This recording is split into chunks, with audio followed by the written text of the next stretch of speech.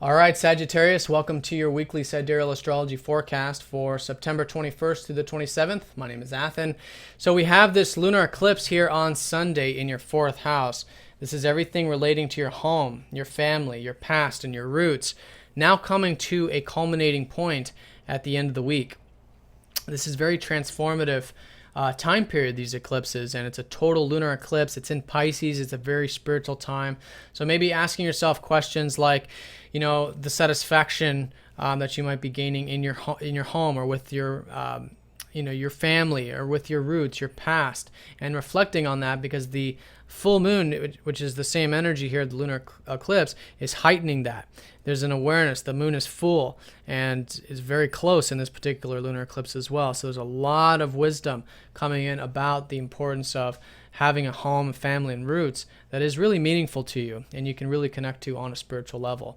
So as the week unfolds, that'll be coming into a fruition. Also, anything over the past 6 months that you guys have set any intentions towards in regards to home and family, this can be a culminating time of that. Of course, that does depend on your personal chart. And the most important thing with this is that it is involving that south node. So it's about bringing those energies into balance, and having that strong foundation so that you can bring that energy into your career, into your legacy, into your public life, because that's what the life path energy is for you right now at the moment, and has been for the past couple years with the North Node transiting that 10th house of yours.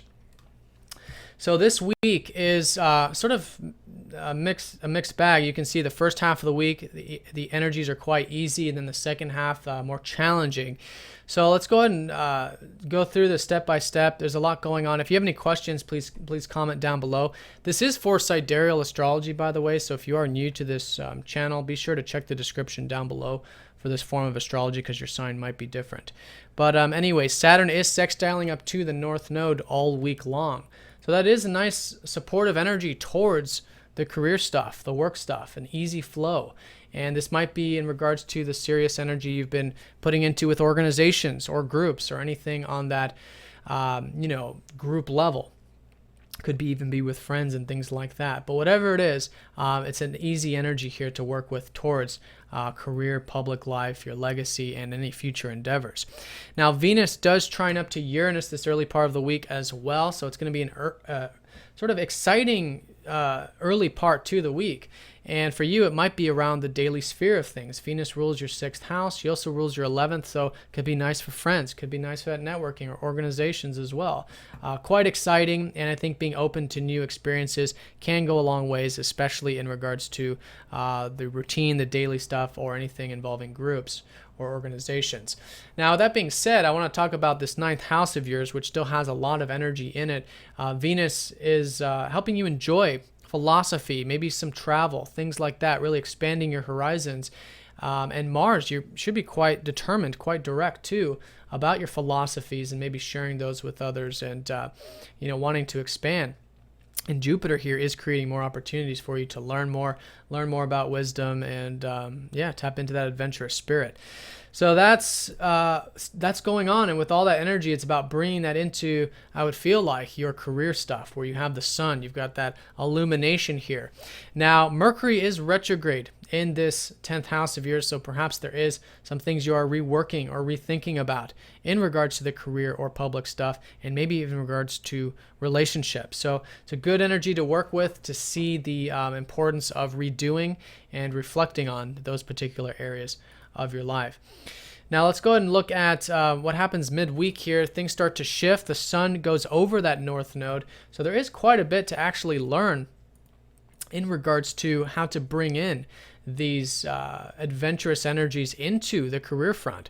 How to have maybe more spirited energy, how to bring in your wisdom into whatever it is you're involved with here.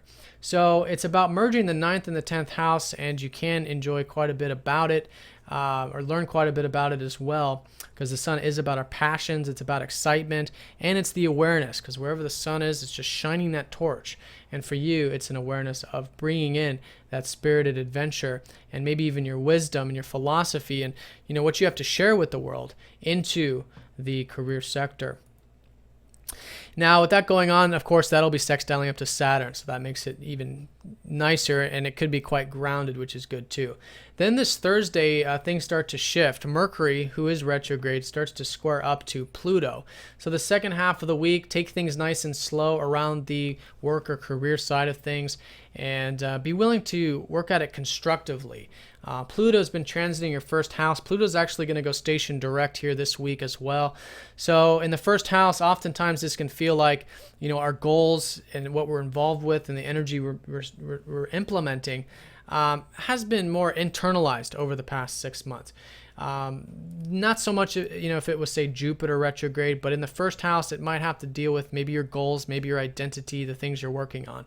So over the next couple of weeks and couple of months, the energy will start to move forward in regards to whatever it is you're involved with. And here with the shift, it's important to step into your power in that healthy sense when it is about your compassion, to maybe get things done at the work sector, to make change in the career sector or anything else in that 10th house. And through that, this can be a very constructive transit, so long as your ego's taking the back seat, you're coming from that compassion, and you're willing to make powerful change in that particular area of your life.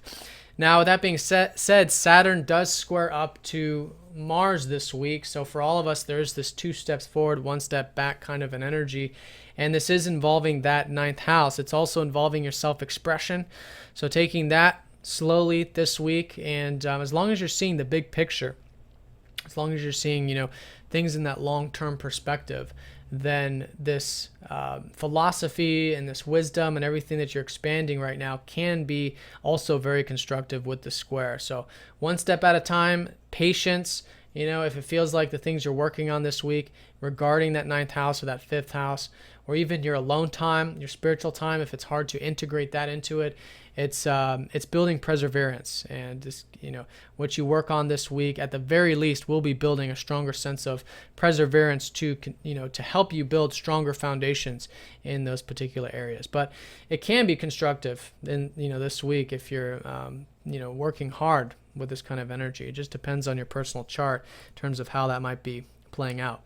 But anyways, those are the aspects. And then, like I said, we have that lunar eclipse here on Sunday, culminating in regards to your home and family. This is where the high point is, the high energy and the awareness of seeing how important it is to have your roots solid, and deep in life, to have the foundations necessary to move forward into all of this bigger picture, long-term stuff, which is unfolding for you. So Sagittarius, have a great week. Thanks for watching. If you guys have any questions, please let me know, and I'll see you all next time. Take care.